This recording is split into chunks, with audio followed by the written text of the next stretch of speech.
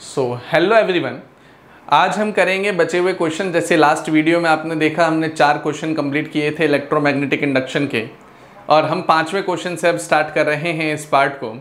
The 5th question हमारे सामने है कि एक स्क्वायर लूप हमें दे रखा है जिसकी साइड है 10 सेंटीमीटर और उसका रेजिस्टेंस हमें गिवन है 0.7 ohm, is placed vertically in east west plane.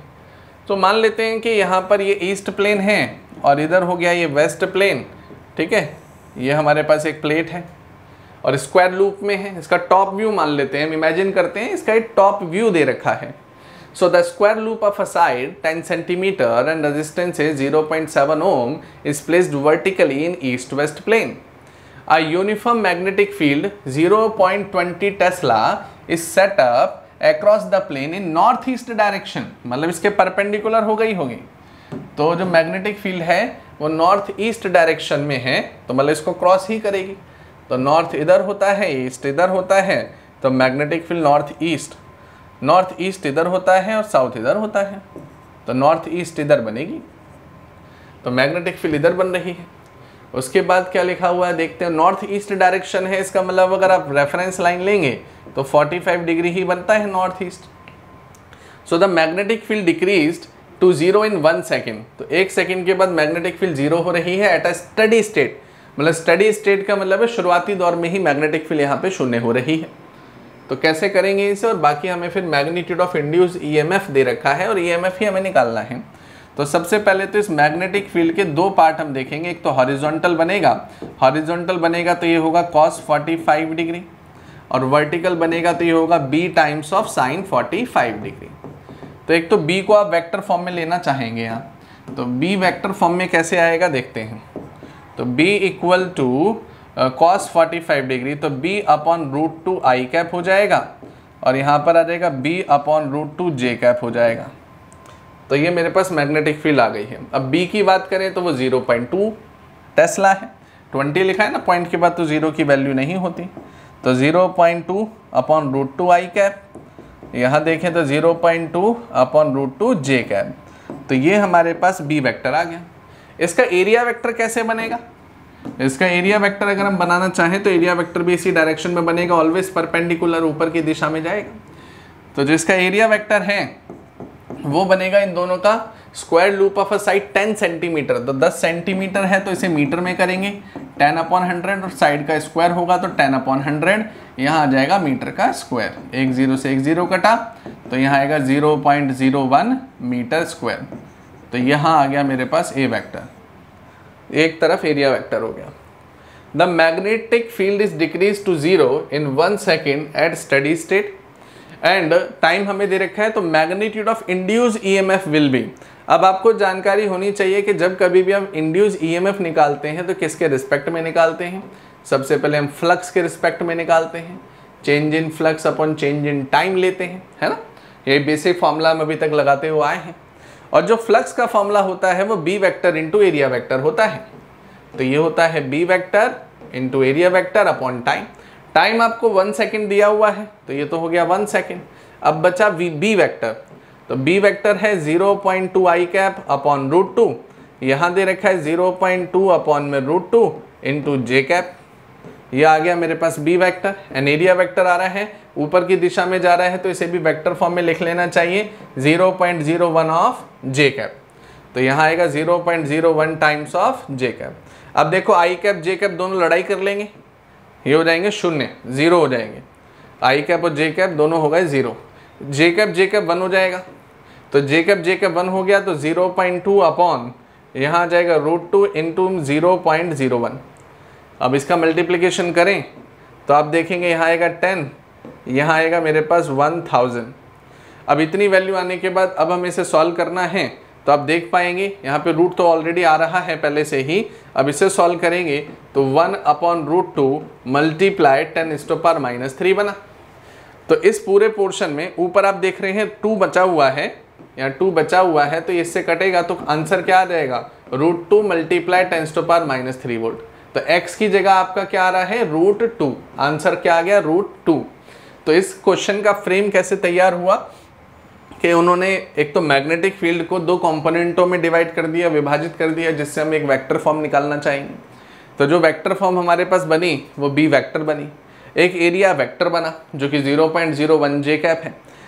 उसके बाद हमने डायरेक्ट फॉर्मूला पुट किया तो B vector A vector upon time आया, तो बी और ए दोनों वेक्टर जो है मल्टीप्लिकेशन में आएंगे, जिसमें हम जानते हैं आई कैप और जे कैप शून्य होता है, जे कैप हमारा 1 होता है, तो वो स्केलर क्वांटिटी बना लेगा क्योंकि डॉट प्रोडक्ट में है। और हमारे पास आंसर इस फॉर्म में निकल कर आ गया और हमने इस x की वैल्यू को आसानी से रिकॉग्नाइज कर लिया जो कि √2 है। So I hope you understand it very well. अगर आप स्क्रीनशॉट लेना चाहते हैं तो ले सकते हैं, अदरवाइज हम नेक्स्ट क्वेश्चन पर बढ़ रहे हैं। आते हैं क्वेश्चन नंबर 6 पर। क्वेश्चन नंबर 6 दिया है the horizontal straight wire 5 metre की उसकी लेंथ है, तो लेंथ गिवन है 5 metre, extending from east to west, falling freely at angle to the horizontal component of earth magnetic field. हमें यहाँ पर एक हॉरिजॉन्टल मैग्नेटिक फील्ड दे दी है 0.6 multiply 10⁻⁴ weber per metre square. फिर पूछता है the instantaneous value of EMF induce in the wire when it's velocity is 10 metre पर सेकेंड। तो हमें यहाँ पर इंड्यूस EMF निकालना है।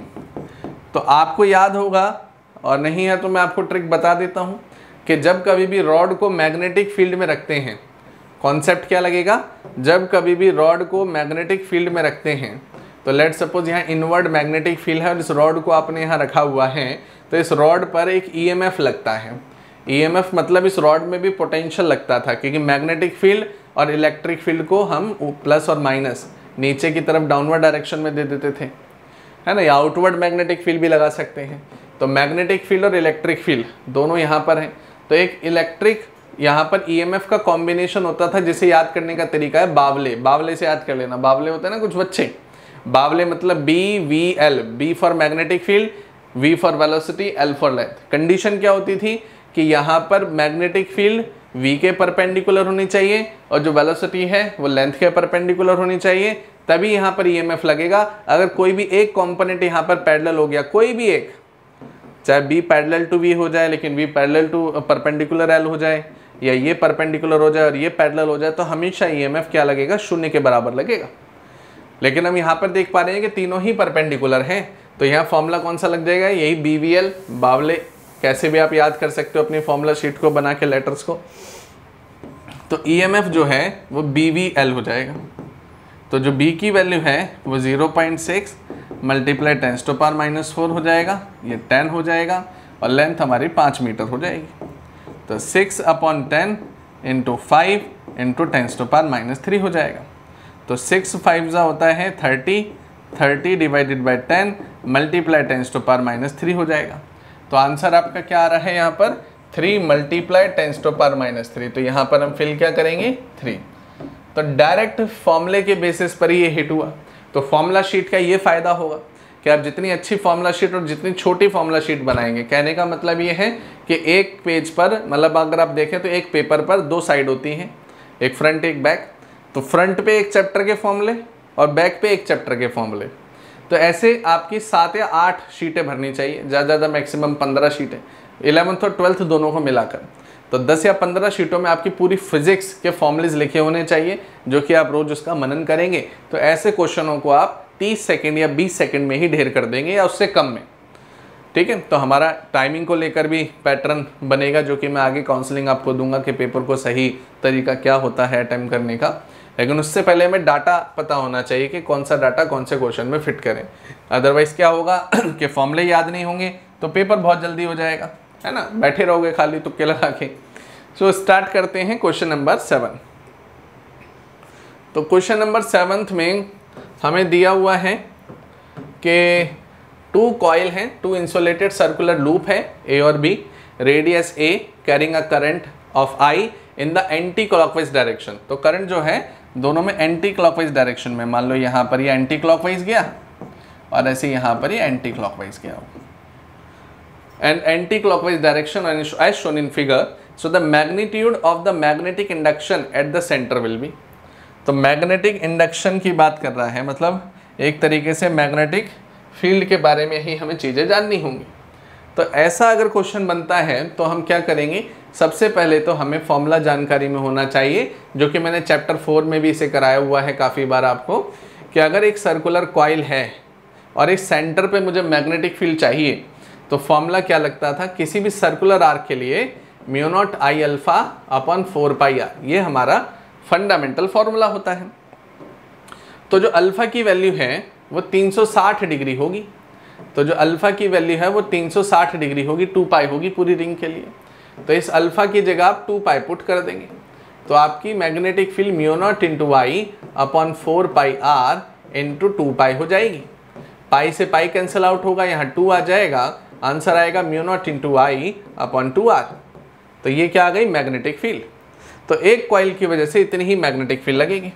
अब मान लेते हैं ये जो कॉइल है एक हॉरिजॉन्टल है, एक वर्टिकल है।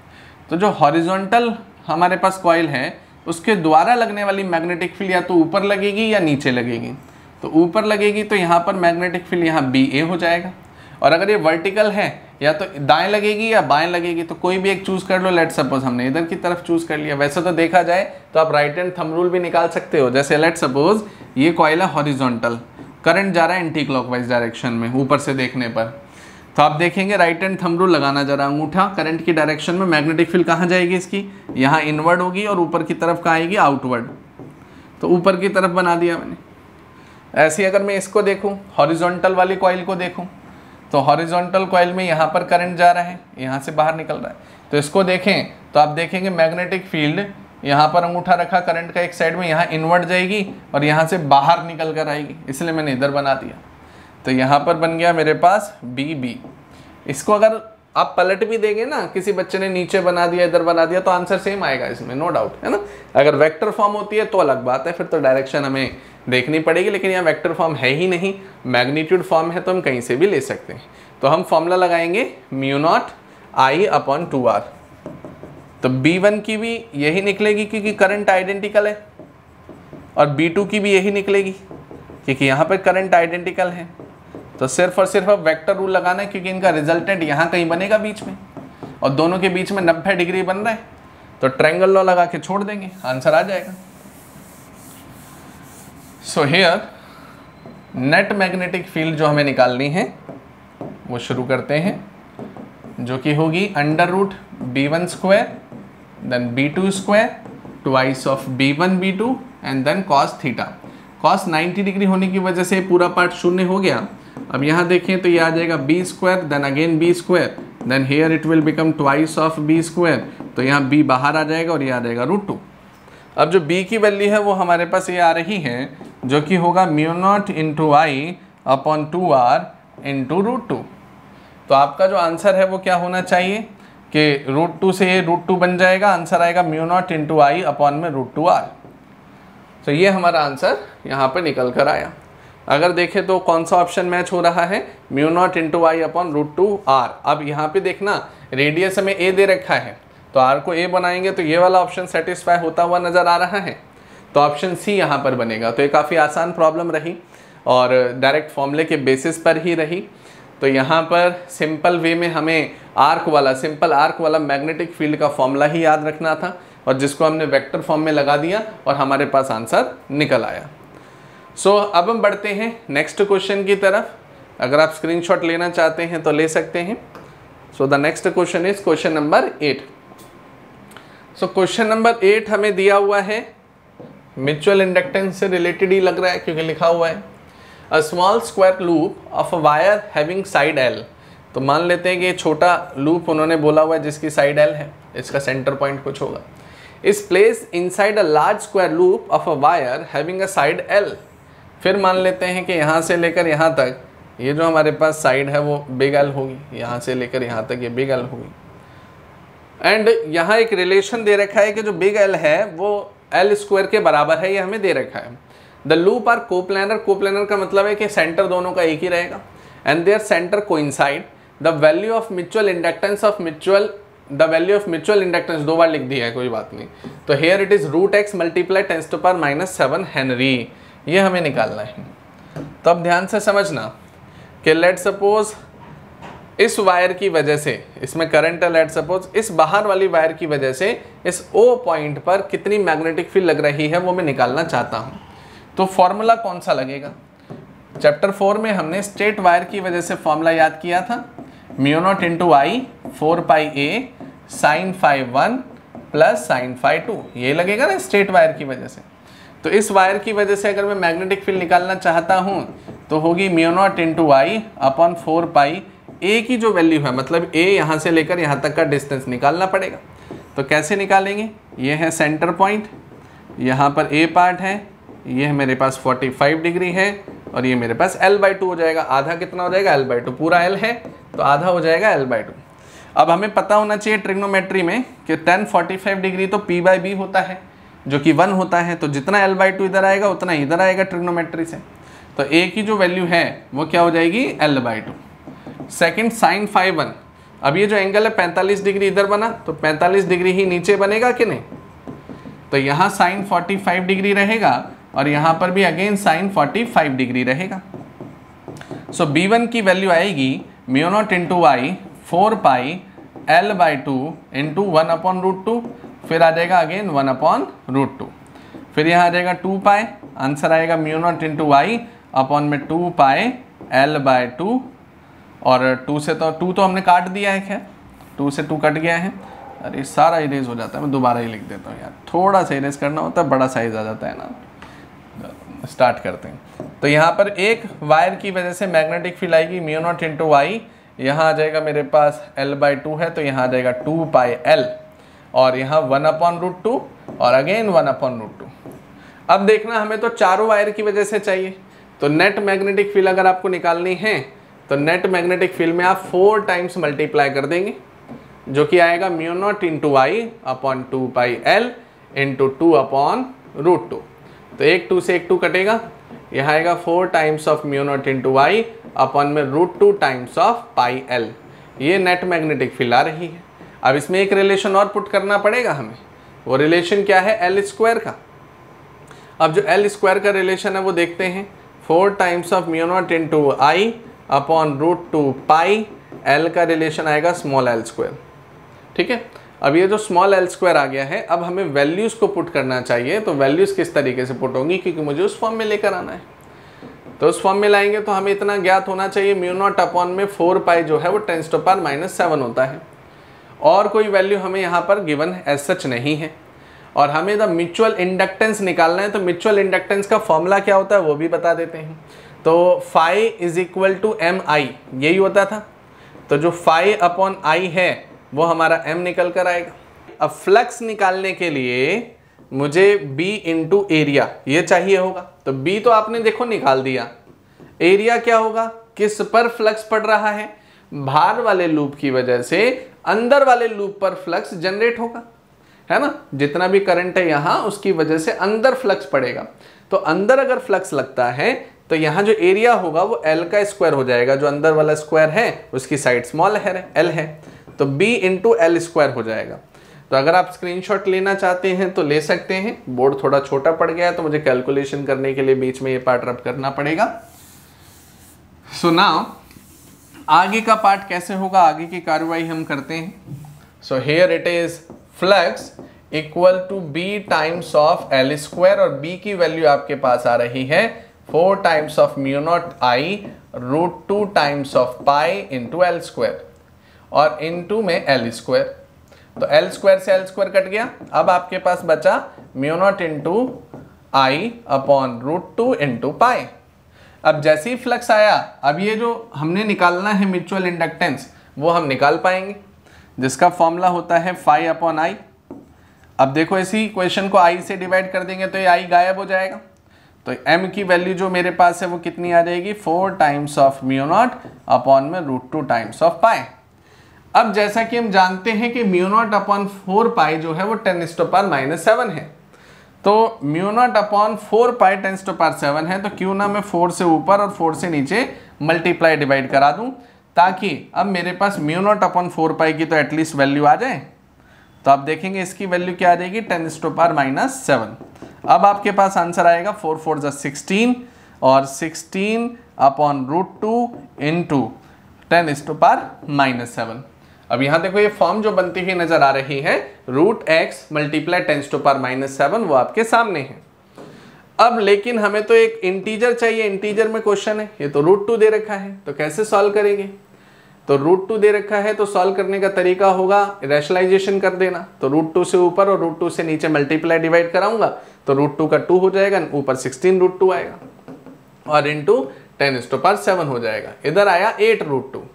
अभी भी ये पूरा इंटीजर नहीं बना है, रूट में टर्म आ रही है, तो इसे हम कैसे लिख सकते हैं? तो इसको हम कैसे ढूंढ सकते हैं, इसके फैक्टर कैसे कर सकते हैं? अगर मैं आपको समझाऊं तो 8√2 का कुछ अगर हम वेरिफिकेशन करें तो here it is, let suppose एक टर्म है 128, चेक कर लेते हैं। यहाँ आएगा 64, यहाँ आएगा 8 8 जा 64, तो 8 8 जा 64, 8 आ गया 2 बार और √2 कैद हो गया, बिल्कुल यही परफेक्ट जा रहा है 8√2, क्योंकि 8√2 का स्क्वायर करके देख लो तो 64 इंटू 2 तो 128 होता है। तो इसका जो सॉल्यूशन है वो पूरे रूट में क्या आ जाएगा, 8√2 को हम √128 लिख सकते हैं, 10⁻⁷ तो बना ही रहेगा। तो यहां पर आप देखेंगे रूट के अंदर जो x की वैल्यू इसने मांगी है वो x की वैल्यू क्या आ रही है, x की वैल्यू आ रही है हमारे पास, सेलेक्ट हो जा भाई, सेलेक्ट हो जा, हाँ हो गया, कलर सेलेक्ट नहीं होते प्रॉब्लम। तो यहाँ पर √x की वैल्यू कितनी आ जाएगी, 128। सो मैं दोबारा इस क्वेश्चन का फ्रेम आपको देना चाहूंगा कि यहाँ पर हमारे पास एक इनर लूप है, एक आउटर लूप है। सबसे पहले हमने यहाँ पर मैग्नेटिक फील्ड को निकाला है, मैग्नेटिक फील्ड निकालने के बाद हमने यहाँ पर एक फ्लक्स का फॉर्मूला लगाया जिसमें हमें फ्लक्स की रिक्वायरमेंट थी, तो हमने फ्लक्स में बी वेक्टर और ए वेक्टर या बी ए की दोनों वैल्यूज को पुट कर दिया है। कॉस थीटा इसलिए नहीं लिया है क्योंकि वो हम ऑटोमेटिकली वहाँ पर उसे पैरेलली मानेंगे, क्योंकि जो भी मैग्नेटिक फील्ड है, जो भी फ्लक्स है वो एरिया वेक्टर के पैरेलल जा रहा होगा, इसलिए उसे 0 डिग्री माना है। तो b इंटू एल स्क्वायर हो गया और उठा के इसे पुट कर दिया and get the answer. So I hope you understand it very well. अगर आप स्क्रीनशॉट लेना चाहते हैं तो ले सकते हैं। इसके बाद हमारा एक और आखिरी क्वेश्चन बचता है और उसके बाद हमने 2024 जनवरी फरवरी में आए हुए इस टॉपिक से रिलेटेड सभी क्वेश्चन कवर कर दिए हैं। नाउ द क्वेश्चन नंबर 9, काफी आसान प्रॉब्लम है ये क्वेश्चन नंबर 9। देखेंगे the magnetic flux phi linked with the closed circuit of a resistance 8 ohm, ये हमें दे रखा है, very with time, so the flux is 5t² minus 36t+1। Induce current निकालना है हमें, कब निकालना है, जब समय 2 सेकेंड हो, टाइम 2 सेकेंड हो। तो शुरू करते हैं, कहाँ से निकालेंगे, कैसे निकालेंगे? सबसे पहले तो हम फैराडे लॉ लगा लेते हैं, जो कि क्या होता है, d∅dt होता है, मैग्नीट्यूड वाइज लेंगे। तो इसका डिफरेंशिएट कर दो तो आ जाएगा 10t माइनस 36 और 1 का हो जाएगा 0। टाइम की वैल्यू पुट करेंगे तो 10 इंटू 2 माइनस 36 हो जाएगा, है ना। ईएमएफ को अगर आप मैग्नीट्यूड वाइज नहीं भी लेते हैं और डायरेक्शन के साथ लेते हैं तो एक नेगेटिव और आ जाएगा। ऐसे मैं क्यों कह रहा हूँ, क्योंकि यहाँ पे 20 आ रहा है और यहाँ पर माइनस 36 आ रहा है, तो आंसर आपका 16 बनेगा नेगेटिव में, और नेगेटिव टर्म से हमें थोड़ा बचना है, तो -16। तो अगर मैं ईएमएफ डायरेक्शन के साथ लेता हूं तो d∅dt नेगेटिव ऑलरेडी आ रहा है, नेगेटिव ऑफ नेगेटिव 16, आंसर क्या आ जाएगा, पॉजिटिव 16। अब जैसे ईएमएफ आपके पास आ गया है, करंट आपको निकालना है, ओम्स लॉ लगा देंगे, V is equal to IR, EMF into IR। EMF आपके पास है 16, करंट की वैल्यू आपको निकालनी है और R की वैल्यू आपके पास है 8 ओम, तो 8 2 16, करंट आपके पास आ गया 2 एम्पियर, है ना। काफी बेसिक और आसान प्रॉब्लम थी ये, 31 जनवरी शिफ्ट 2 में पूछी गई थी। सो सिंपल डिफरेंशिएट किया और फैराडे लॉ निकाला, ईएमएफ निकाला और ओम्स लॉ लगाया। So I hope you understand it. So अब हम लौटेंगे नेक्स्ट वीडियो में ऑल्टरनेट करंट के क्वेश्चंस के साथ। ऑल्टरनेट करंट जो भी पूछे गए हैं 2024 में वो मैं आपको प्रैक्टिस में कराऊंगा। So I hope you understand today's part. So thanks for watching.